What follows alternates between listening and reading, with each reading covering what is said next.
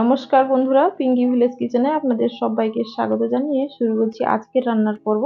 আজকে একটা নতুন নাস্তার রেসিপি আমি আপনাদের সঙ্গে শেয়ার করে নেব। এখন একটা মিক্সিং বাউল নিয়েছি, এই বাউলের মধ্যে আমি 1 কাপ ময়দা ঢেলে নেব। আর আজকে যে রেসিপিটা বানাবো বন্ধুরা, সেটা আলু দিয়ে। পরিমাণ মতো লবণ দিলাম, গুঁড়ো করা চিনি দিচ্ছি 1 চামচ, রান্নার রেগুলার রিফাইন তেল দিচ্ছি 3 চামচ।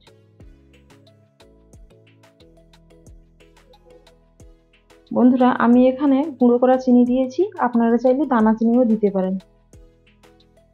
এবার ময়দার মধ্যে যে উপকরণগুলি আমি দেব, এখানে নিয়েছি কালো জিরে 1/2 চামচ, জোয়ানি নিয়েছি 1/2 চামচ, চিলি ফ্লেক্স নিয়েছি 1 চামচ, সাদা তিল নিয়েছি 1 চামচ। এগুলো এখন ময়দার মধ্যে দেব, একসঙ্গে ঢেলে দিলাম। এবার হাত দিয়ে শুকনো উপকরণকে একসঙ্গে মাখিয়ে নেব। মাখিয়ে ভালো করে আমি ময়াম করে নেব। ময়াম আমি ভালো করে নিয়েছি, দেখতেই পাচ্ছ। হাত দিয়ে মুঠো করে রাখলে এভাবে মুঠো হয়ে আছে। ময়াম খুব সুন্দর করে আমার করা হয়ে গেছে। এবার আমি এর মধ্যে কিছুটা ধনেপাতার কুচি দেব।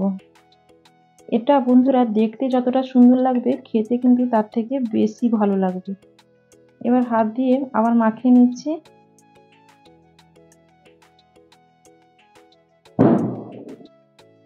এবার অল্প অল্প জল দিয়ে আমি একটা ডো তৈরি করে নেব।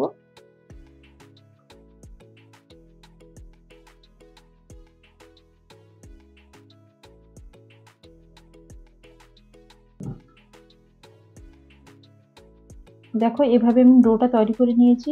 আর খুব বেশি নরম করিনি, এভাবে একটু শক্ত শক্ত করে মাখিয়েছি। এখন আমি রেস্টে রেখে দেবো 5 মিনিট ঢাকা দিয়ে।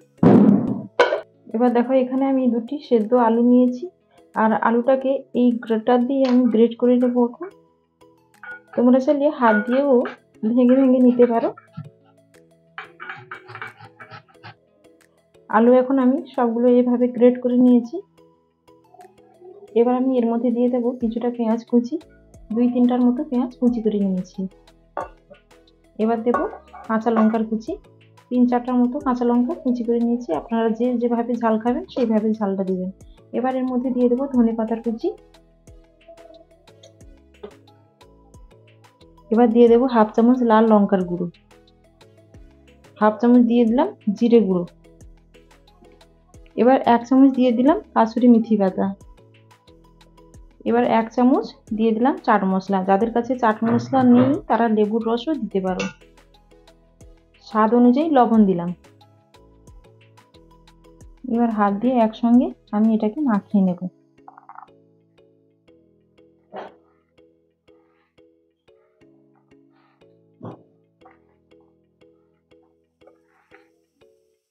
এবার এর মধ্যে দিয়ে দেব 2 চামচ কর্নফ্লাওয়ার। যাদের কাছে কর্নফ্লাওয়ার নেই তারা চালের গুঁড়োও দিতে পারো। আবার হাত দিয়ে একসঙ্গে আমি মাখিয়ে নিলাম। আর কর্নফ্লাওয়ারটা দেওয়ার কারণ হলো, যখন তেলের মধ্যে দিয়ে ভাজবো তখন আলুর পুরটা ভেতর থেকে বেরিয়ে আসবে না, এর বান্ডিংটা খুবই ভালো হবে।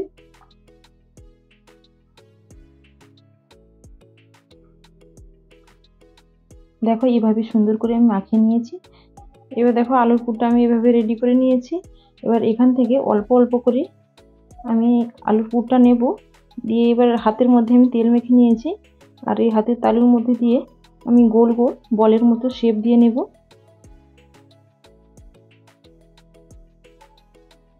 দেখো, এইভাবে গোল গোল করে বলের মতো করে শেপ দিয়ে নিতে হবে।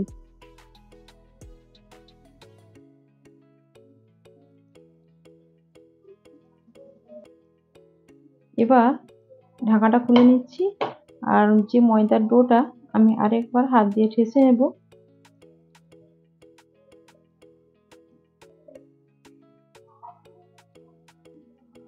এবার এটাকে আমি লেচি কেটে নেব। এটা 2 ভাগে আমি লেচি দুটো কাটবো। এটা এভাবে বড় বড় করে লেচিটা কেটে নেব।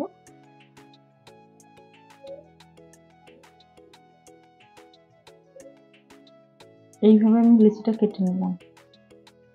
এবার এর উপরে অল্প একটুখানি ময়দার গুঁড়ো আমি ছড়িয়ে নিয়েছি। এবার এই লেচিটাকে এর উপরে রেখে আমি এটাকে বেলে নেব। দেখো আমি এই রুটিটাকে এভাবে বড় করে বেলে নিয়েছি, আর দেখতেই পাচ্ছ এর থিকনেসটা কেমন হয়েছে। এভাবেই কিন্তু হবে থিকনেসটা। তো এখন আমি একটা বাটি নিয়েছি, এই বাটি দিয়ে এটাকে আমি গোল করে শেপ দিয়ে কেটে নেব।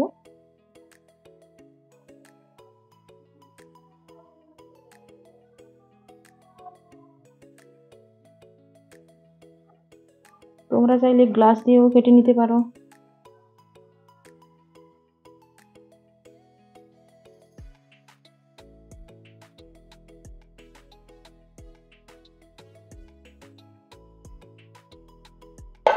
দেখো এইভাবে আমি কেটে নিলাম।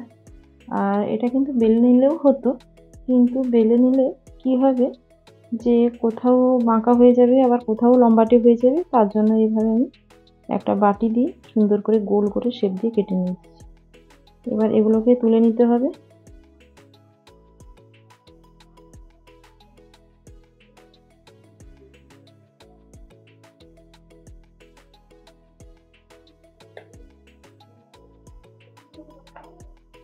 এবার একটা রুটি নিয়েছি, আর এভাবে আমি প্রথমে দেখো এভাবে ফোল্ড করে মুড়ে নেব এই সাইডটা, আর ঠিক একইভাবে এই সাইডটাও মুড়ে নেব।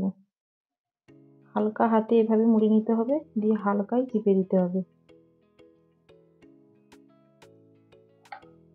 এটাও ঠিক একইভাবে মুড়ে নিলাম, আর এটাও ঠিক একইভাবে মুড়ে নিলাম, দিয়ে হালকা হাতে চেপে দিতে হবে, বেশি টাইট করে চেপা যাবে না। এবার উল্টে দিলাম, আর উল্টে দিয়ে হাত দিয়ে আবার একটু এভাবে ছড়িয়ে চিপে চিপে নেব।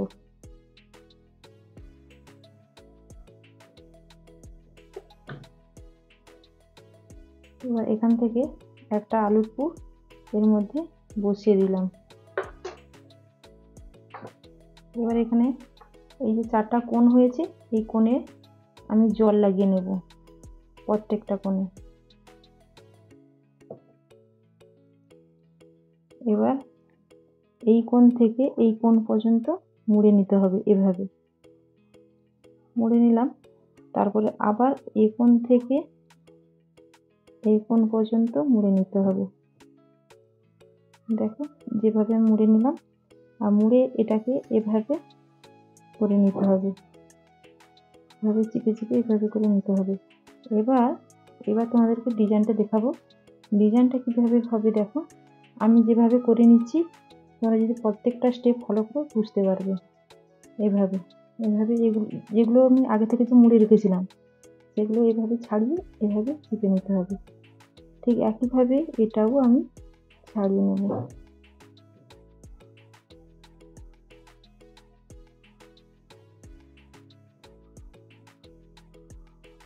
দেখো যেভাবে করে নিচ্ছি।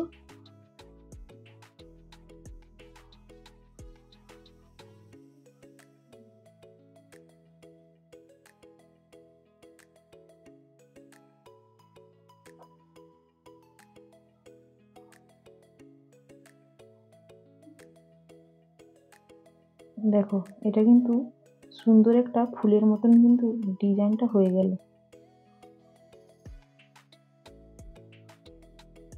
আর এই মাথাটা এভাবে সুন্দর করে চিপে দিলে দেখতেও সুন্দর লাগবে আর খুলবে না।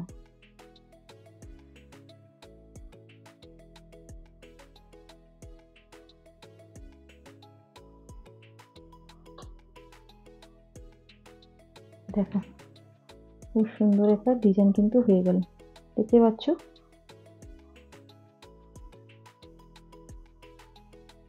এবার দেখো এই প্লেটের মধ্যে সুন্দর করে রেখে দেবো।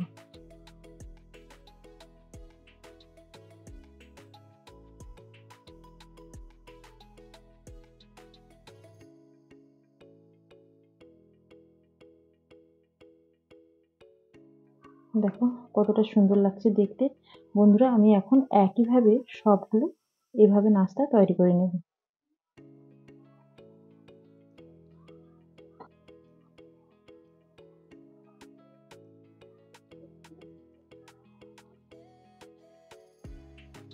দেখো বন্ধুরা এখানে সবগুলো নাস্তা কিন্তু আমি একইভাবে তৈরি করে নিয়েছি। এবার চলে যাব গ্যাসের কাছে, গিয়ে এগুলোকে আমি ভেজে নেব।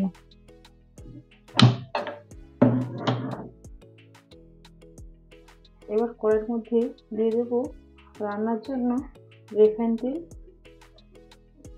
এবার দেখো তেল গরম হয়ে গেছে, আর তেলটা খুব বেশি গরম আমি করিনি, হালকা গরম অবস্থায় আছে।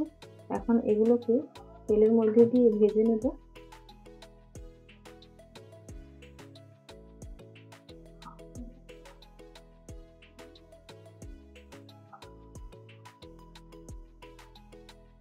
আমি একসঙ্গে 6 থেকে 7টা মতো দিয়ে দিচ্ছি। আর এখন কিন্তু গ্যাসের আঁচটা একটু মিডিয়ামে রাখবো। মিনিট 2-1 মিডিয়ামে রেখে এগুলোকে ভাজবো, তারপরে আমি হাই ফ্লেমে আবার দেব। খুন্তি দিয়ে এইভাবে একটু নাড়িয়ে দিচ্ছি। এভাবে উপরে তেল ছড়িয়ে দিচ্ছি, যেগুলো তেলের মধ্যে ডুবে আছে সেগুলো তো দরকার হবে না, আর যেগুলো বাইরে দেখা যাচ্ছে এভাবে উপর থেকে তেল ছড়িয়ে দিলে উপরের গাটাও ভাজা হয়ে যাবে।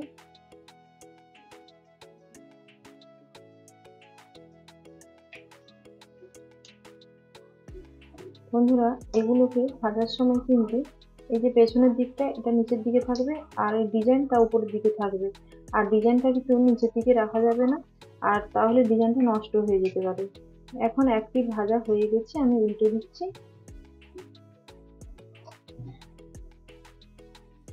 এগুলোকে মুচমুচে করে ভেজে নিতে হবে।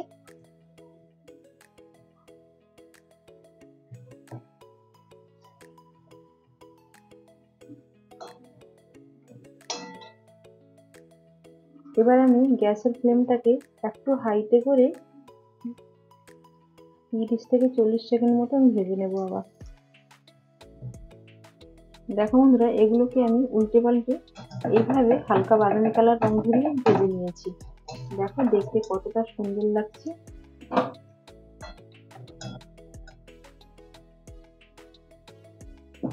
দেখতেই পাচ্ছ বন্ধুরা, এগুলো কতটাই ক্রিস্পি হয়েছে। দেখো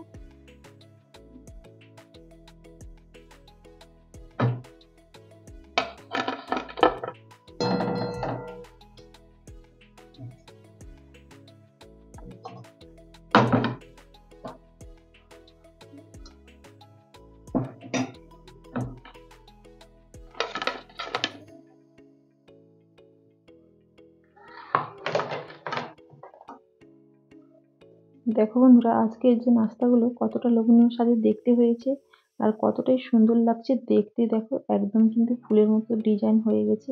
তো আপনাদের বাড়িতে যদি কোনো আত্মীয় বা গেস্ট আসে, আপনারা এভাবে বানিয়ে দিলে ওরা খুব খুশি হবে। আর এগুলো কতটাই মচমচে এবং কতটাই ক্রিস্পি হয়েছে দেখতে পাচ্ছ, কতটাই মচমচে আর ক্রিস্পি হয়েছে।